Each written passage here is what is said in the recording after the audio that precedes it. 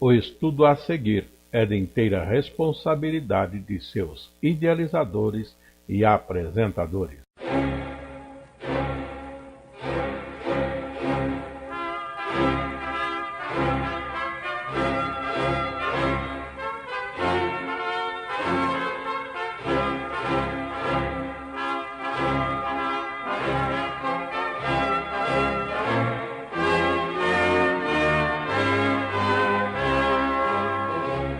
Nós estudamos com o pastor Afonso Chaves aspectos doutrinários no livro de Gênesis, no livro de Êxodos, e hoje nós vamos passar a estudar aspectos doutrinários no livro de Levítico.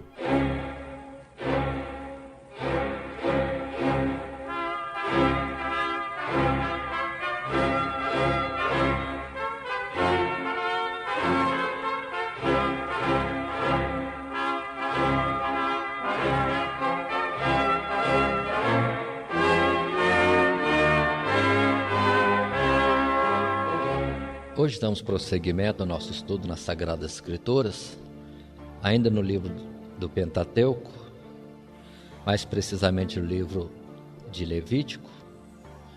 Estudo esse que nós estamos trazendo, não nos prendendo na parte histórica daquilo que está registrado, mas captando para nós os ensinos doutrinários que aqui encontramos. Estamos para iniciar este livro, terceiro livro da Bíblia, Levítico.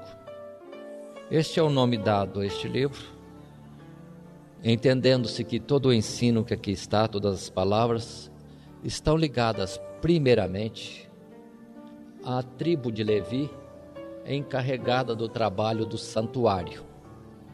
Mas, na verdade, lembremos que todo o ensino que encontramos no livro de Levítico não é tão somente para a tribo de Levi, mas para todos os israelitas, porque aqui temos aquela vida cotidiana do povo de Deus no passado, na forma que eles tinham ainda nas figuras, nas sombras e com a orientação da lei. Então eles faziam todo o culto deles, toda a aproximação de Deus era em torno deste aspecto do livro de Levítico. Então, na verdade, esse livro não é só para os levitas, mas para todo o povo de Deus, para tanto o povo que ofertava como ministrante saberem como agir, qual era a orientação de Deus na sua vida cotidiana, no servir a Deus, no agradar a Deus, no cultuar a Deus. Nós temos uma observação mais a fazer, de que estivemos estudando até agora há pouco o livro de Êxodo e concluímos aquele estudo com o fato de que o povo de Israel, a pedido do próprio Deus, ofertou material suficiente e depois confeccionaram, construíram todo o material para o santuário, morada de Deus no meio do povo. E terminamos Êxodo com Moisés conferindo e fizeram tudo conforme o modelo. E Moisés monta o santuário, coloca as tábuas em pé e vai colocando, armando a tenda, também as cortinas do pátio, coloca os móveis, cada coisa, cada objeto no seu devido lugar. E assim a casa de Deus está montada. Mas o interessante é que, se a casa de Deus estava assim montada, por outro lado, agora vem Levítico, que é a instrução para o povo como viver na presença de Deus, como comparecer à sua casa. Ainda que pela lei, o caminho, o acesso a Deus estava fechado. Estava fechado. Porque o povo não entrava, nem no pátio, nem no santuário. Quem fazia isso eram somente os levitas, mais particularmente dos levitas, a família de Arão, os chamados sacerdotes, que aí sim entravam no pátio, exerciam as funções próprias do ministrante e, na ocasião devida, conforme fosse a prescrição, entravam no santuário, até mesmo no lugar santíssimo, conforme já temos citado e estudado anteriormente. A casa pronta, agora a instrução de como se chegar a Deus no santuário, o dia a dia do serviço ao Senhor. Para começar o estudo de Levítico, salientamos antes que é muito complexo este livro.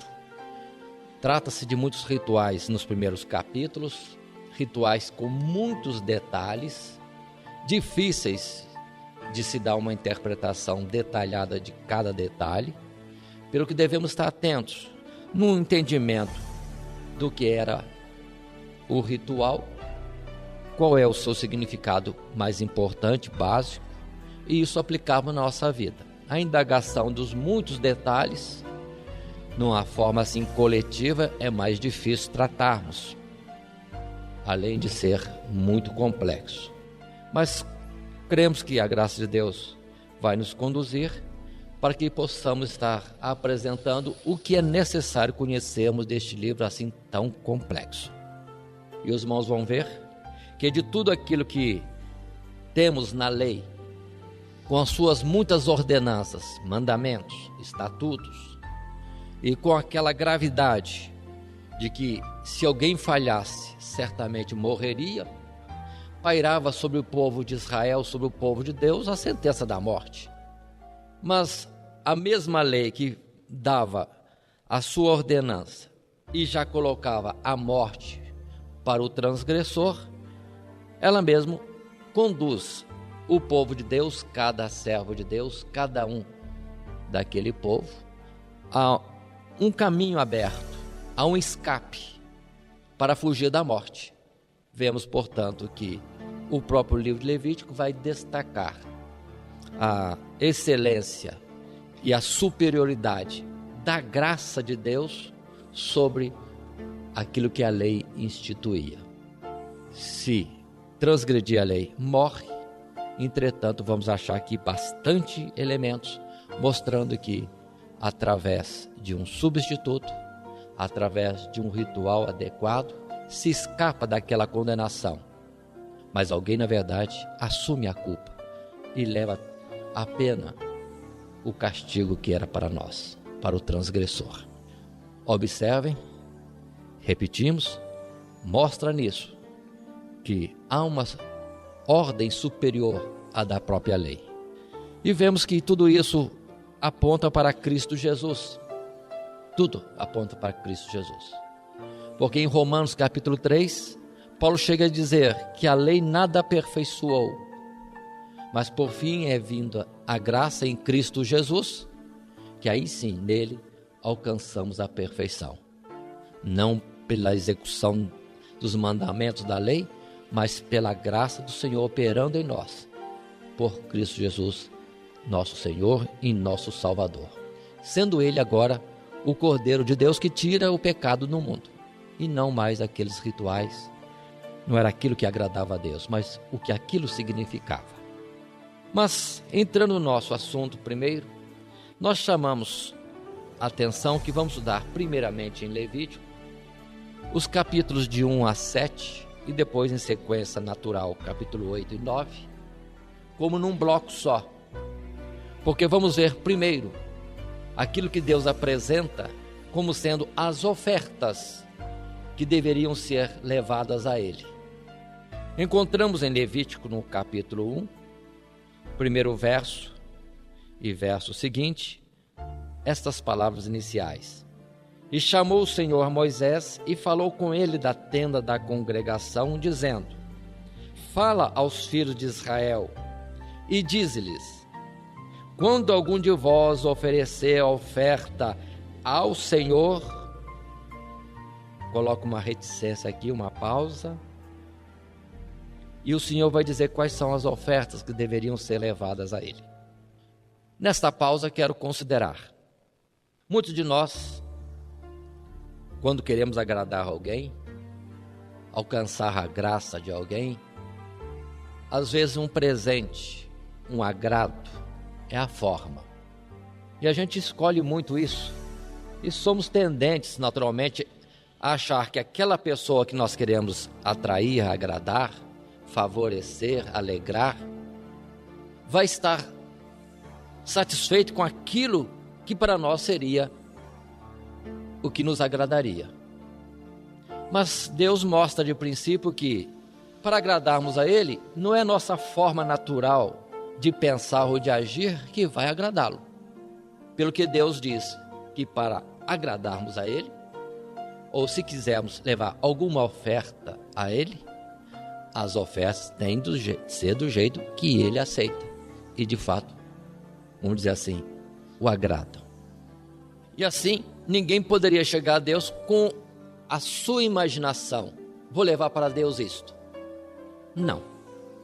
Observe que no princípio de tudo, em Gênesis capítulo 4, quando o homem se chega a Deus para agradá-lo, alguém alcançou uma forma que agradou a Deus, Abel, no seu sacrifício, na sua oferta.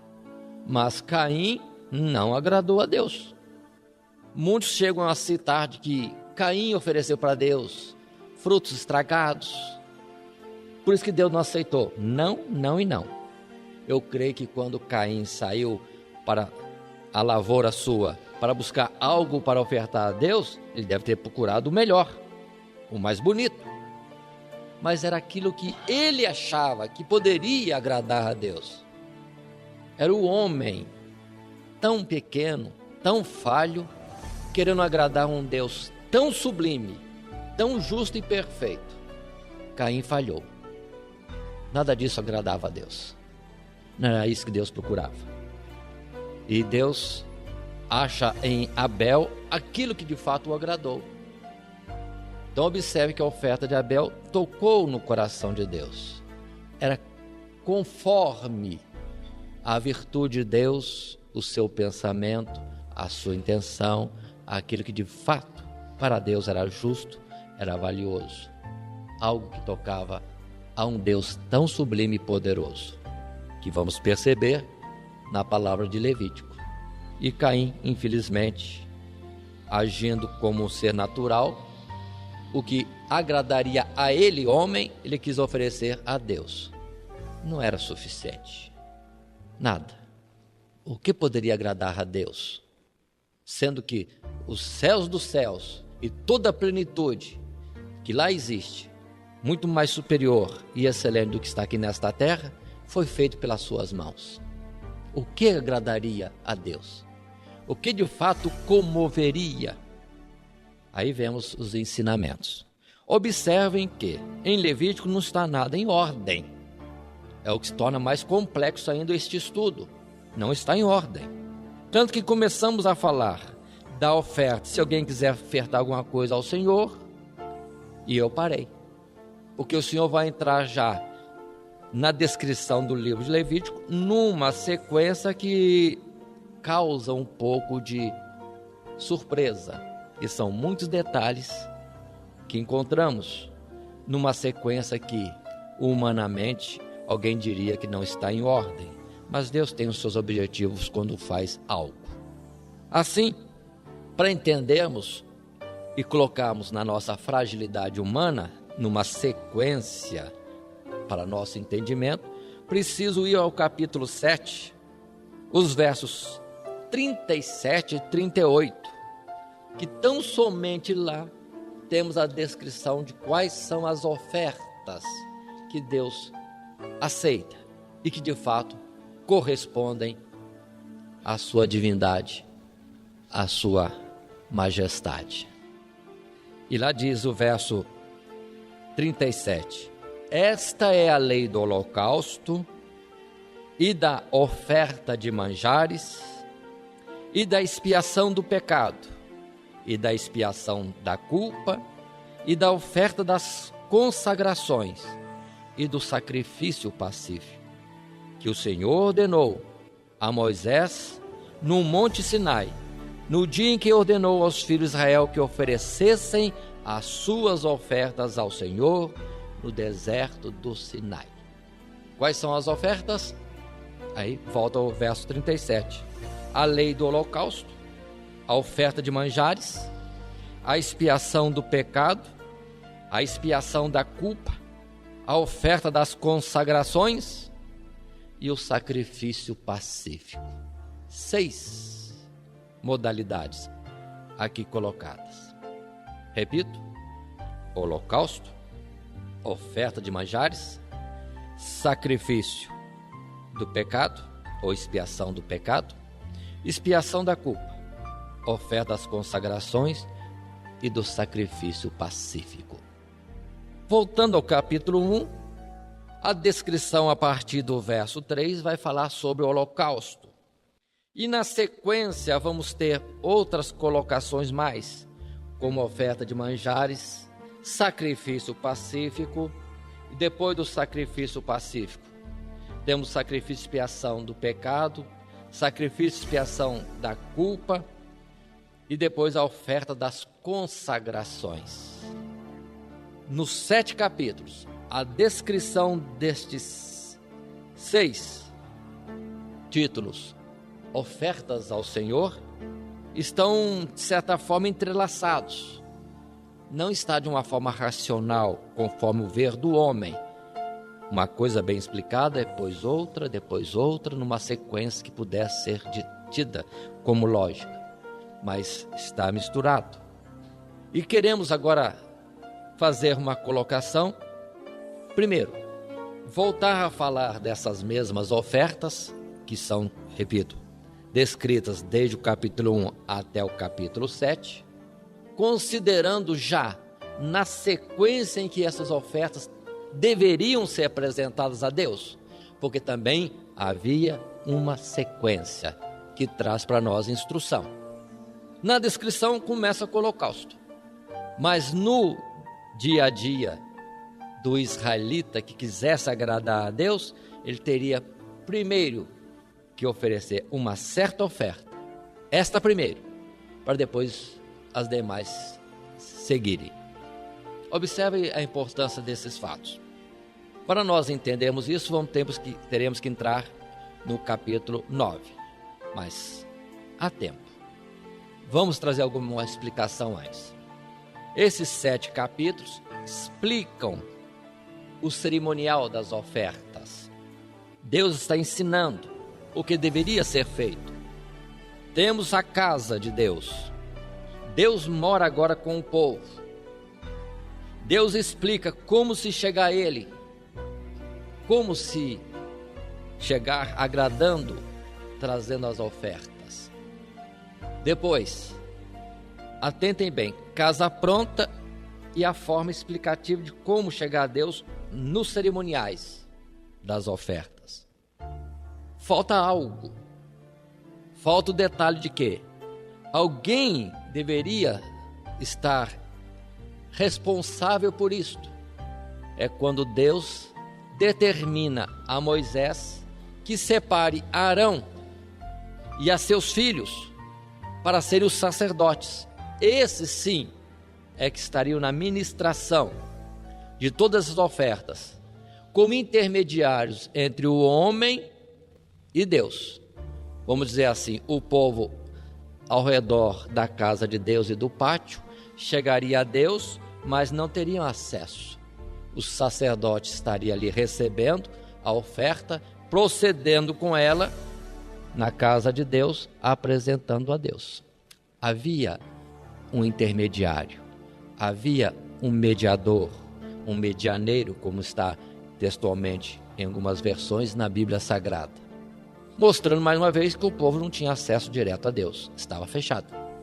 A lei, de fato, com todas as ordenanças e mesmo com o ritual assim, desta forma, descrito que iríamos ver oportunamente, o homem não tinha acesso a Deus. Tudo era executado na casa de Deus, no santuário, pelos intermediários, mediadores, os sacerdotes. Casa pronta, os rituais ou ofertas, o cerimonial já explicado.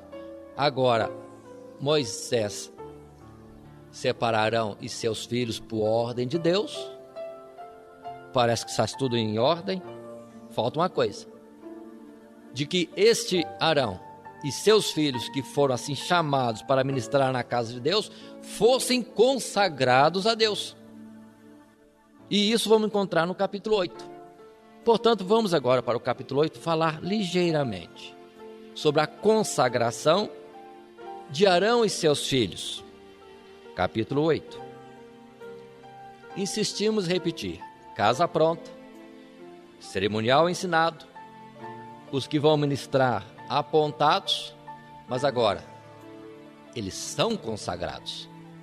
Capítulo 8 mostra para nós, quando Deus diz nos primeiros versos: falou mais o Senhor a Moisés, dizendo: toma a Arão e a seus filhos com ele, e as vestes, e o azeite da unção, como também um novilho da expiação do pecado, e os 2 carneiros, e o cesto dos pães asmos, e ajunta toda a congregação à porta da tenda da congregação.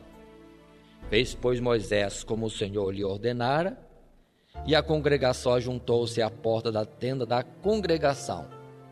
Então disse Moisés à congregação: isto é o que o Senhor ordenou que se fizesse. E Moisés fez chegar a Arão e a seus filhos, e os lavou com água, e lhe vestiu a túnica, e cingiu com o cinto, e pôs sobre ele o manto, também pôs sobre ele o éfode, e cingiu com o cinto lavrado do éfode, e o apertou com ele. Depois pôs-lhe o peitoral, pondo no peitoral o urim e o tumim, e pôs a mitra sobre a sua cabeça, e na mitra diante do seu rosto pôs a lâmina de ouro, a coroa da santidade, como o Senhor ordenara a Moisés. Então Moisés tomou o azeite da unção, e ungiu o tabernáculo, e tudo que havia nele, e o santificou. E dele espargiu 7 vezes sobre o altar, e ungiu o altar, e todos os seus vasos, como também a pia e a sua base, para santificá-los. Depois derramou o azeite da unção sobre a cabeça de Arão, e ungiu para santificá-lo. Observe quantos detalhes.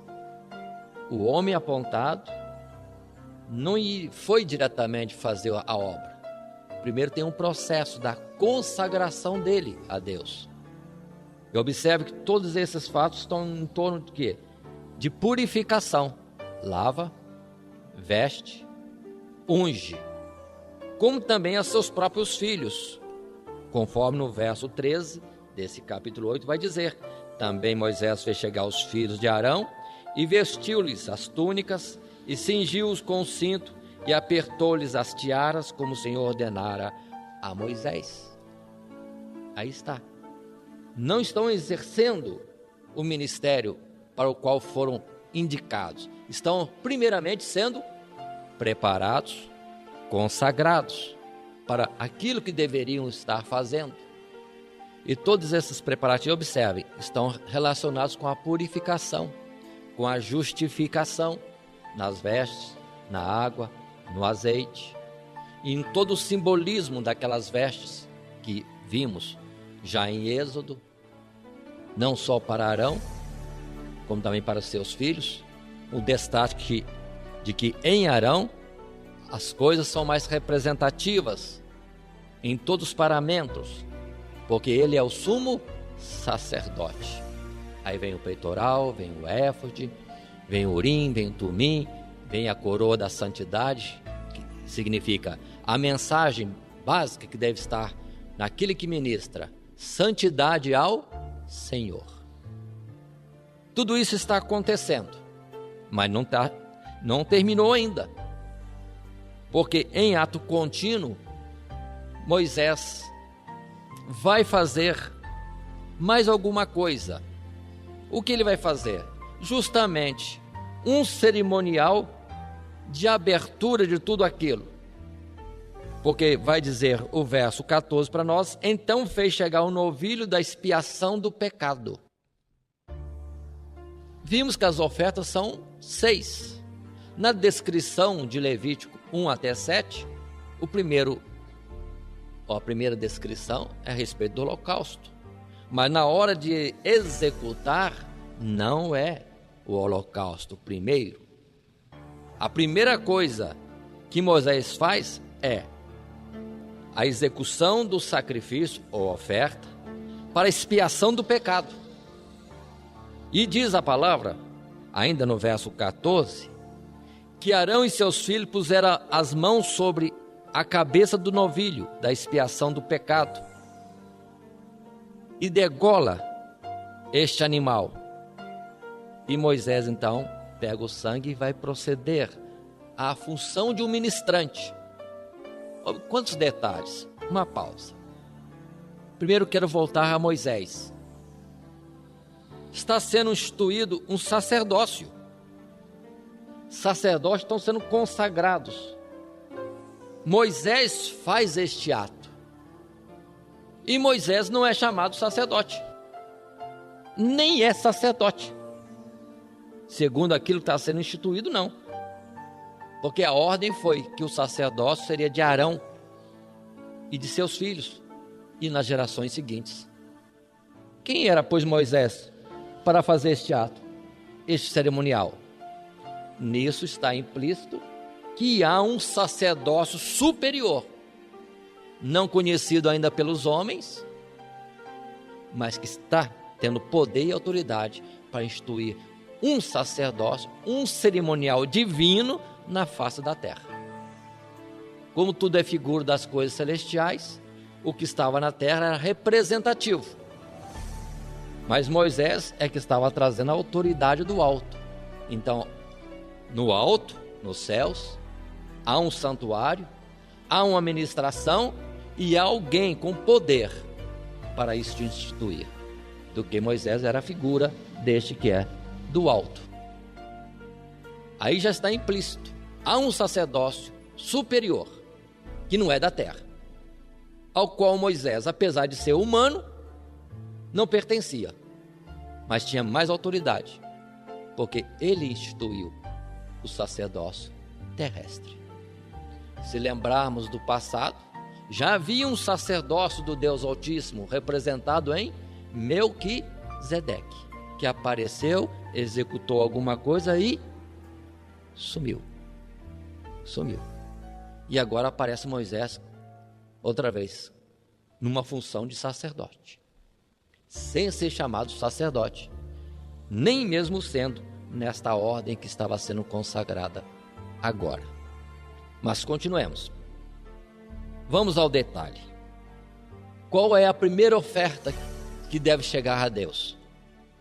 Não é o holocausto, não é a oferta de manjares, não é a oferta das consagrações, não é o sacrifício pacífico.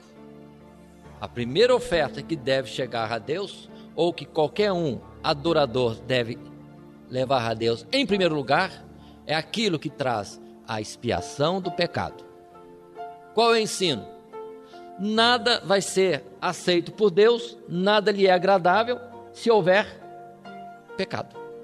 Aí quando temos o ensinamento de Isaías, quando diz que a sua mão não está encolhida, nem seus ouvidos agravados, para que não possa ouvir ou operar. Mas o pecado faz separação entre o homem e Deus. Qual o ensinamento?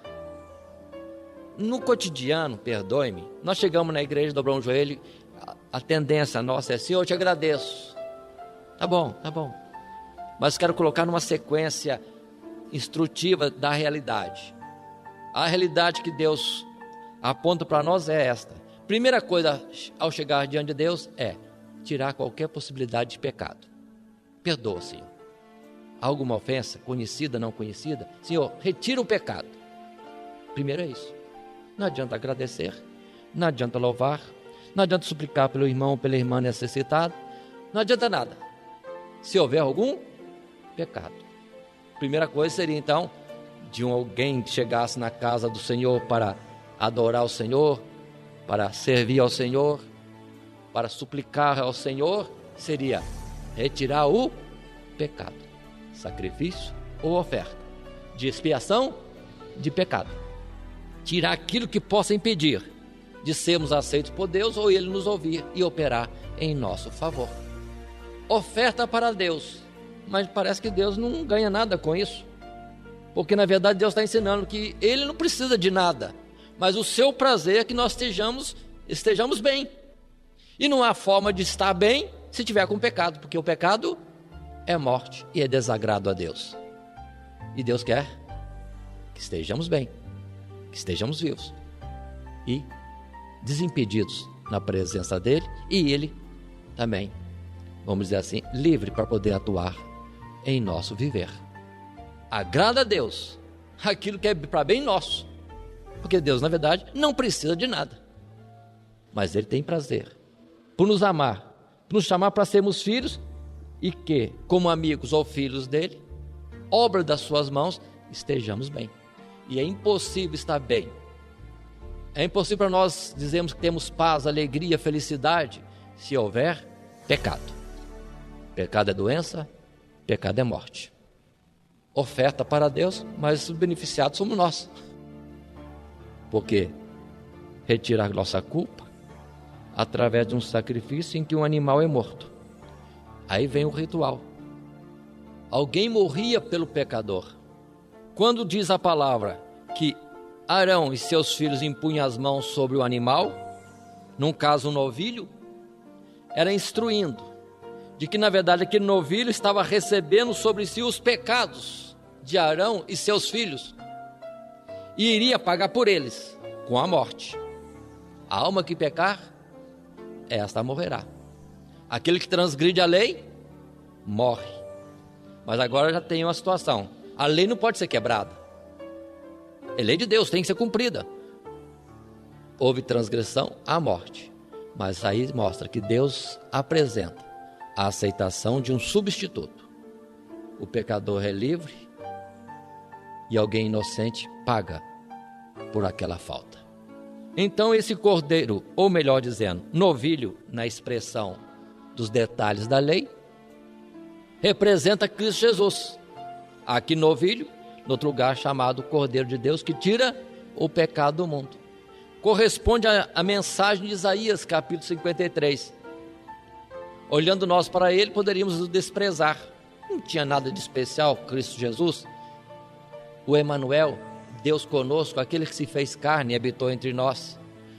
Mas na verdade, sobre ele estavam os nossos pecados, as nossas enfermidades, as nossas transgressões, as nossas iniquidades. E por tudo isso, ele foi moído e pagou com a sua própria vida na cruz do Calvário. Tudo isso, irmão, na lei, em Levítico. Toda a nossa expiação, a nossa salvação está ali já representada, descrita nesse cerimonial. Por isso, repetimos, a lei e todas as suas ordenanças nada mais é do que sombra, figura dos bens celestiais. Não era a realidade, mas era um ensino, era uma ideia, algo para nós entendermos. Um inocente morria por nós. Mas o importante é entendermos que não é o ministrante que vai lá e mata o novilho, é o pecador. Aquele que estava com a falta e que ia morrer é que apresenta o substituto e o mata. Observe bem isso. Nós temos o perdão dos nossos pecados, mas nós temos que entender que nós matamos o Cordeiro de Deus que tira o nosso pecado. Não temos nada que apontar para alguém, como no mundo é costume se falar no meio cristão, Judas Iscariote, traidor. Não, nós somos o culpado da morte de Jesus. Faz parte do perdão, da expiação do pecado, que nós reconheçamos que nós fomos culpados da morte de Jesus. Ainda que isso não está sendo cobrado de nós, mas temos que reconhecer. Será cobrado se nós não aceitarmos a oferta de Deus, Cristo Jesus, que nos livra do pecado e da ira consequente. Se aceitarmos, ainda que o matamos, mas Deus não leva isso em conta. Deus não leva em conta. Ele aceita morrer por nós, mas temos que reconhecer os nossos pecados. Por isso que Arão e seus filhos impunham as mãos, passando para ele a sua identidade, a sua pessoa, confessava as suas faltas, lançava tudo sobre aquele novilho que ia ser sacrificado no lugar deles, depois eles mesmos matavam. E vinha um ministrante, no caso Moisés, recolhia o sangue e dava procedimento ao ato que deveria ser feito. Sacrifício de expiação de pecado. A descrição tem vários detalhes. Não queremos discorrer por todos eles, mas só para termos uma ideia. O animal era assim degolado, sangue espargido em torno do altar chamado altar do holocausto. O animal era partido em várias partes. Depois essas partes eram colocadas em cima da lenha no altar e tudo era queimado. Como oferta do pecado, não era totalmente todas as partes. O principal, a gordura, também com destaque de que se tirava o peito, tirava-se o ombro direito, porque o peito era direcionado aos sacerdotes que deveriam comer daquilo ali, mostrando que todo animal, através dos sacerdotes e do ministrante que ficava com o ombro, era tudo consumido no altar e no lugar santo do santuário.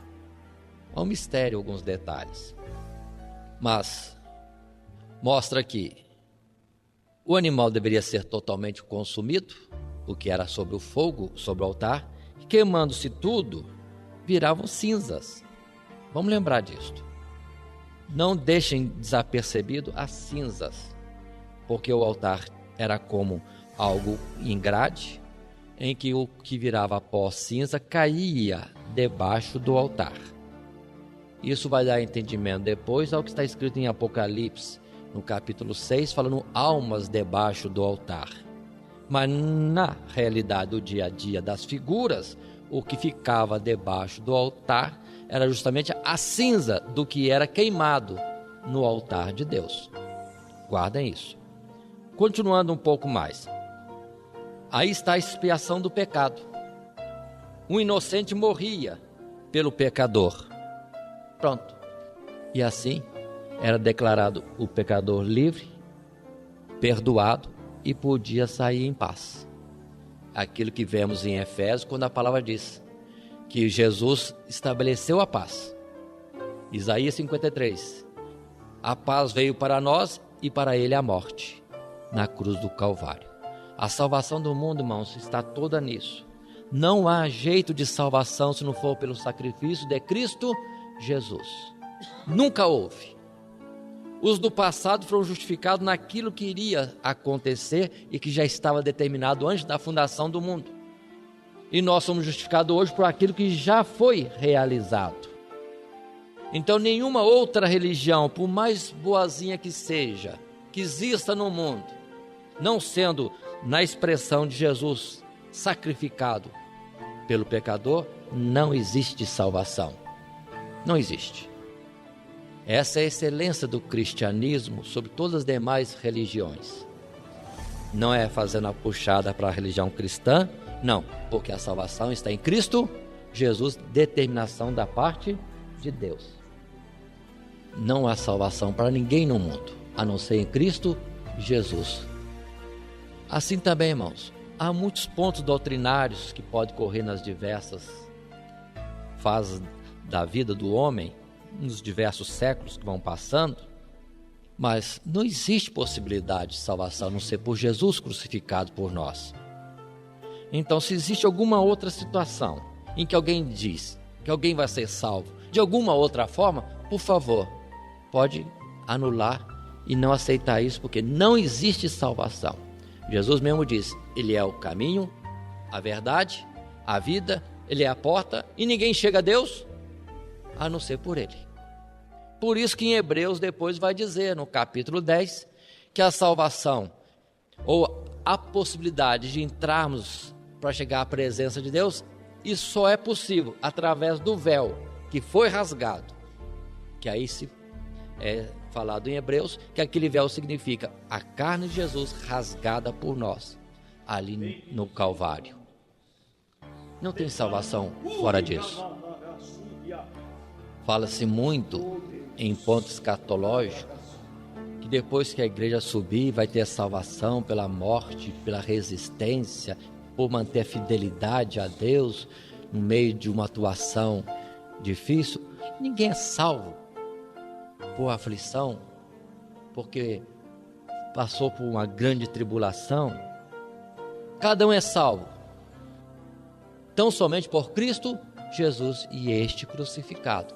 É a razão de Paulo insistir. Outra coisa não quis saber entre vós, a não ser Cristo Jesus e este crucificado. Aí está o princípio, a abertura de tudo. Por isso é a primeira oferta. Se existem 6 ofertas, essa é a primeira e pronto. Sem essa, as outras não seriam aceitas. De forma alguma. Primeiro tem que tirar o pecado. O homem tem que reconhecer a santidade de Deus, para se chegar a Deus e para Deus poder atuar na vida dele. Por acaso, alguém invocando a um outro Deus, um outro Salvador, que entenda-se ele, esta pessoa, que exista, por isso vai ser salvo? Deus negaria a si mesmo, onde Deus não pode atuar. Quando alguém vai atrás de santos, de outros mediadores, ou existam no entendimento deles outros deuses, o verdadeiro Deus não pode atuar, porque seria como que concordar de que a bênção virá por outro meio qualquer. De forma alguma. Nunca, nunca, nunca. Por isso diz a palavra também, há um só Deus, um só mediador entre Deus e os homens, Jesus Cristo, homem. Nessa expressão, homem, aquele que se fez carne para morrer por nós. Por isso que em Hebreus capítulo 2 diz que ele na verdade veio como homem para poder morrer. Porque como Deus, como alguém mataria Deus? Mas ele se fez homem para morrer. É o primeiro objetivo, a primeira razão. Continuando. Assim, o sacrifício da expiação do pecado consistia na morte do animal, que era então queimado nas partes devidas, ficando alguma coisa para os sacerdotes comerem, que deve ter o seu significado próprio. Tomo para mim, eu pessoalmente, que tudo aquilo que envolve o pecado e a expiação do pecado não pode ser tirado para fora da casa de Deus. Pecado confessado, pecado perdoado, tem que ser lançado no mar do esquecimento. Nada de alguém contar para outro. Às vezes é perigoso alguém, num arrependimento, numa humilhação, confessa que falhou em alguma coisa e alguém sair por aí falando. Isso é santo. Há um ato de confissão de expiação de pecado. Tem que ficar esquecido, eliminado em nós mesmos. Não pode passar à frente. A palavra aqui, a respeito do sacrifício de expiação do pecado, coloca vários detalhes, só para poder explicar a graça, a bondade de Deus para conosco. A palavra diz que, na verdade, se um sacerdote errasse, pecasse, a expiação do pecado dele é através do sacrifício de um novilho. Se fosse o erro de todo o povo, toda a nação pecou, um novilho tinha que ser sacrificado. Se foi um príncipe do povo, uma pessoa importante, um príncipe do povo que pecou, deveria ser um bode, o animal, a vítima do sacrifício da expiação do pecado. Se fosse uma pessoa qualquer do povo, poderia ser uma cabra, uma cordeira. Agora, se alguém não alcançasse o bastante, não tivesse recurso para oferecer um animal, aí poderia oferecer 2 pombinhas, 2 rolinhas. Pombos e rolas eram aceitas para expiação do pecado. Observe, Deus descendo, dando toda a chance para o homem ter o perdão do seu pecado. Ninguém pode dizer que não pode ser perdoado o pecado dele, porque não tem um cordeiro, não tem um novilho, não tem uma cabra. Mas se ele armar uma arapucazinha, pegar 2 pombinhos, já está suficiente. Pode ser levado isso, Deus aceita. A descrição lá dos primeiros capítulos vai dar detalhe por detalhe, se o animal é grande ou se o animal é pequeno, como proceder. nós não vamos entrar nessa particularidade. O importante é que o substituto seria morto para perdão do pecado do transgressor, que isso trazia como oferta ao Senhor. Agora, se alguém, por acaso, nem os pombos ou as rolas pudesse trazer, por alguma razão, entretanto seria aceita a 10ª parte de uma medida de farinha. Farinha? Como? Farinha. Traria então um pouco de farinha, apresentava ao sacerdote pedindo a expiação do seu pecado. Coisa estranha, mas é o que está colocado. Alguém vai dizer assim, irmão, não pode ser isto. Por quê? Está escrito, sem derramamento de sangue, não há perdão de pecado.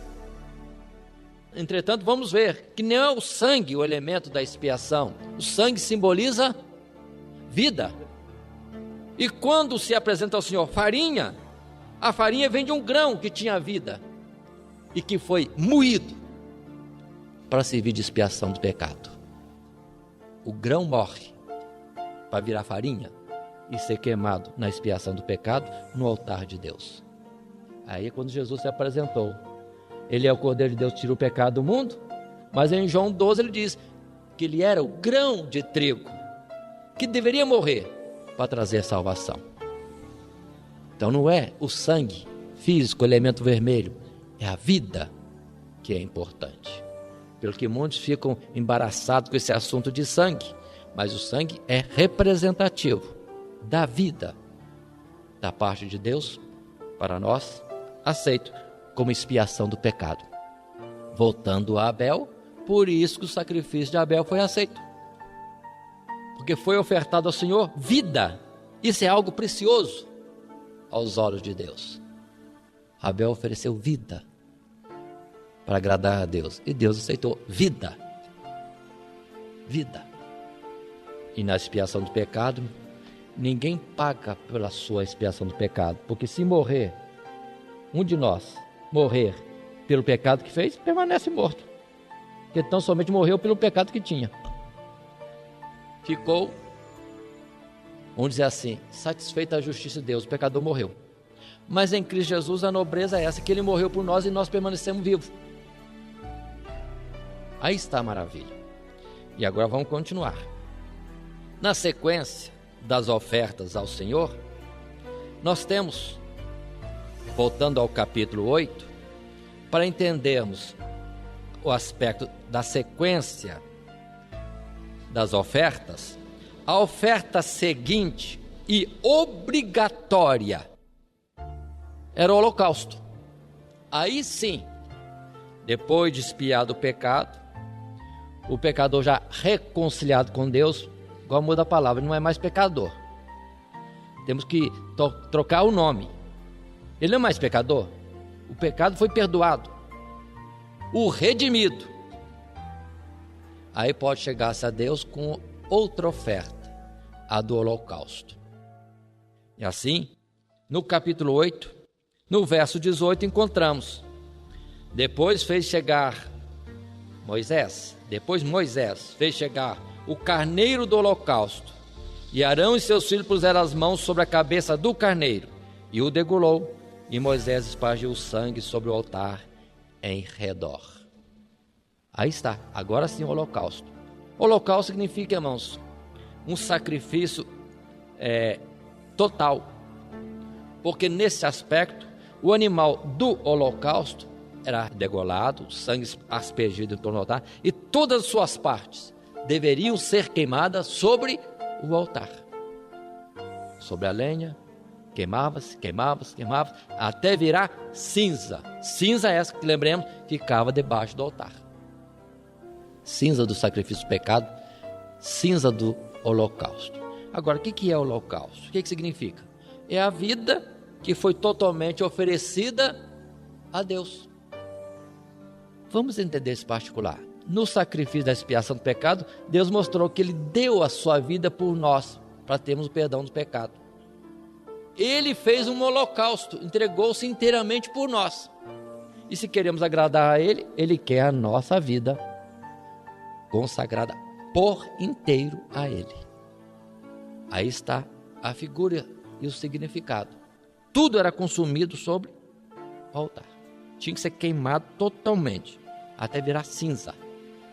Holocausto, oferta de cheiro agradável ao Senhor. É o ofertante se dá a Deus inteiramente. É a palavra que encontramos em Coríntios, quando Paulo diz: o amor de Deus nos constrange assim, que se Ele morreu por nós, então nós morremos com Ele. E se vivemos, a nossa vida pertence a Ele. Não podemos viver para nós, não temos direito sobre a nossa vida, porque Ele morreu por nós.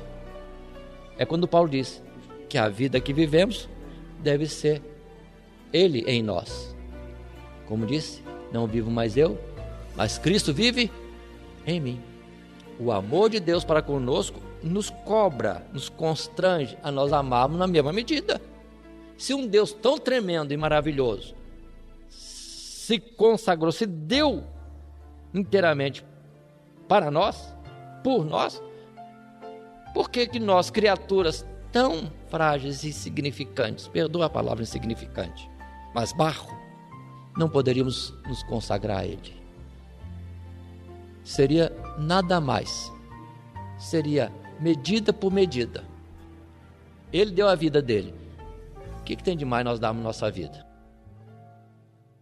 Estaríamos num ato simbólico igual. Continuando a falar sobre o holocausto, temos aquela outra palavra que diz: apresentemos o nosso corpo em sacrifício vivo, santo e agradável a Deus. Não é nós matarmos esta vida que está em nós, como que dando para Deus. Não, Deus quer ela inteira. Aí vem a palavra que diz: se quisermos seguir a Cristo Jesus, precisamos negar a nossa vida. Deus quer holocausto. É obrigatório. Aquele que dá a sua vida ao Senhor, tê-la-á. Mas aquele que quiser ganhar a sua vida, perdê-la-á. Ele não está vivendo em correspondência ao amor de Deus. O amor de Deus nos constrange a nós amarmos a Ele, na medida com que Ele nos amou. Muitos ficam embaraçados com uma oferta de dinheiro, com o dízimo. Mas Deus não quer nem dízimo, Ele quer tudo. Dele, tudo.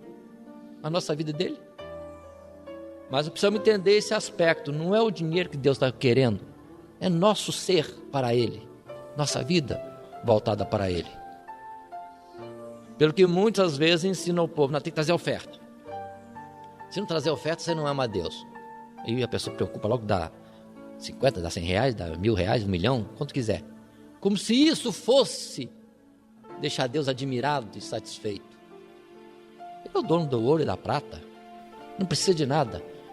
Ele quer uma satisfação, uma resposta de amor ao amor dele. Aí sim, nós trabalhamos, irmãos, a lei pedia dízimo, é da lei, mas a graça não pede dízimo. Por isso que não vemos nos evangelhos falando muito de dízimo, porque se alguém entendeu isso, dízimo é nada. Deus nem quer o dízimo, Deus quer o nosso ser inteiro. Quando nós vivemos, quando nós usamos os 90%, os 9/10 do nosso salário, do que ganhamos, do que o campo produzir, isso não pode ser nem para nós mesmos. Deveria reverter de novo para Deus, na salva de oferta ou na aplicação.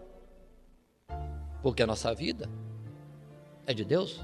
Estamos investindo tudo para Deus. É holocausto, entrega total, não vivendo nós para nós mesmos, mas nos dando no altar de Deus para Ele. Esse é o sentido. Aí vamos entender. Já adiantando, depois vem a palavra de Levítico, lá, detalhes do capítulo 1 ao capítulo 7, que o sacerdote, depois de fazer tudo isso, tinha que trocar as roupas, pegar roupas limpas, tomar a cinza e guardar com cuidado num lugar limpo. A cinza representa aquilo que está em memória diante de Deus, das nossas vidas consagradas a Ele. Cinza debaixo do altar, lá de Apocalipse 6, significa aqueles que deram a sua vida no altar de Deus, estão guardados para o dia da ressurreição. Deus não esqueceu. Deus não esquece. Malaquias 4, 3 e 4, capítulo 3, depois capítulo 4, vai dizer: então vereis a diferença dos que servem a Deus, dos que não servem. Aqueles cuja vida se gastaram na obra de Deus, altar de Deus, que depois serão voltados na vida da ressurreição, na vinda de Jesus. Por enquanto vai ficar cinza, até Jesus vir. Mas naquele dia, a cinza voltará a viver. Por isso que Paulo usou essa expressão, que se deixaria gastar e mais até, por causa do Senhor. Estava pronto não só a ser preso, mas também a morrer pelo Senhor. Holocausto, vida dada. E nós vivemos num tempo de uma geração, como cristãos, irmãos, que estão mais procurando direitos do que, na verdade, renunciando ao nosso ser em favor da vontade de Deus.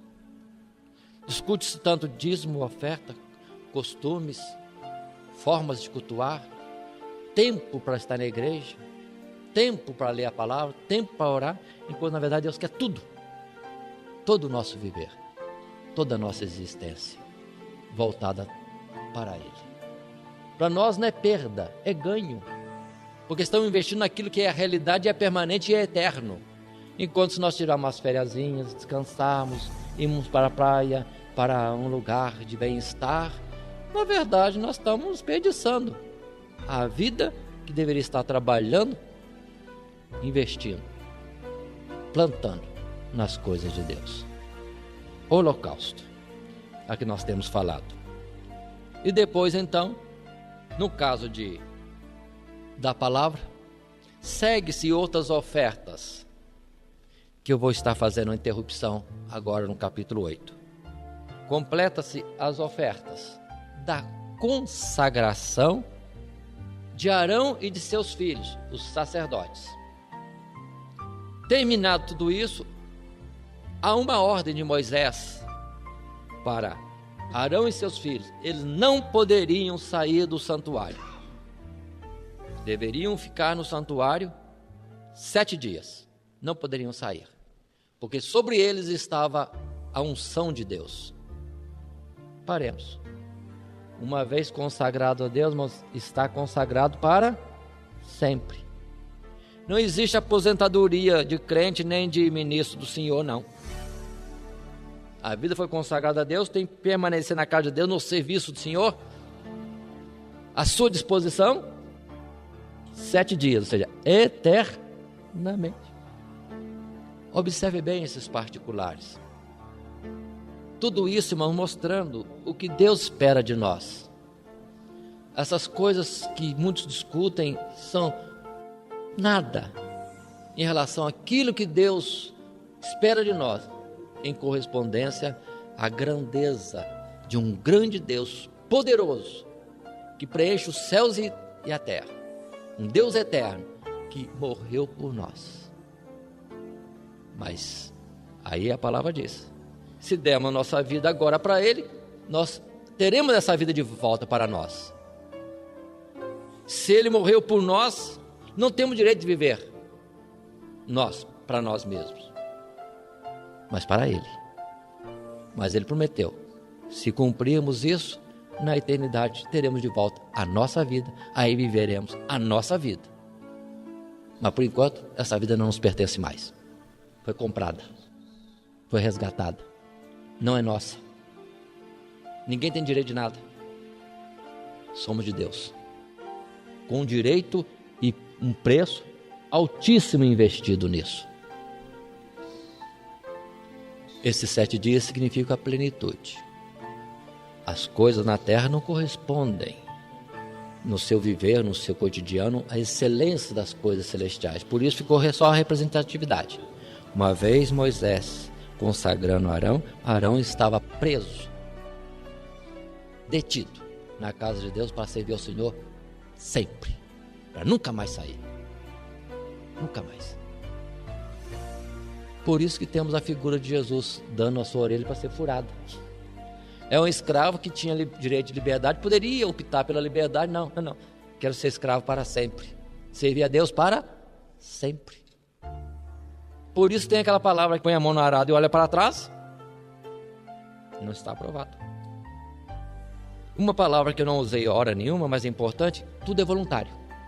Deus não obriga ninguém. Quem quiser a expiação do pecado, é voluntário. Quem quiser se consagrar a Deus, é voluntário.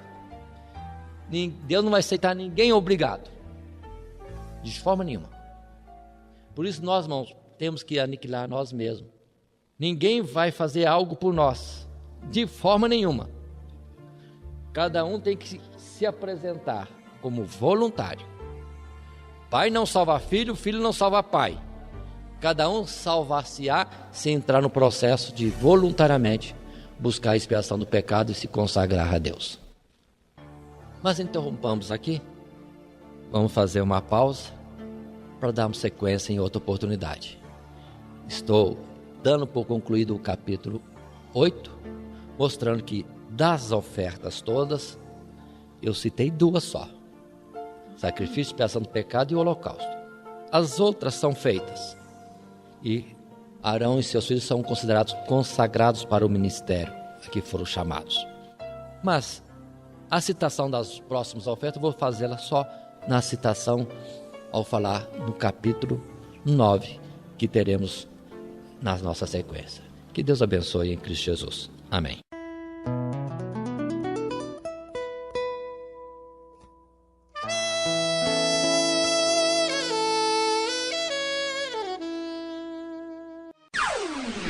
Todo dia, toda hora, muito mais prazer em ouvir.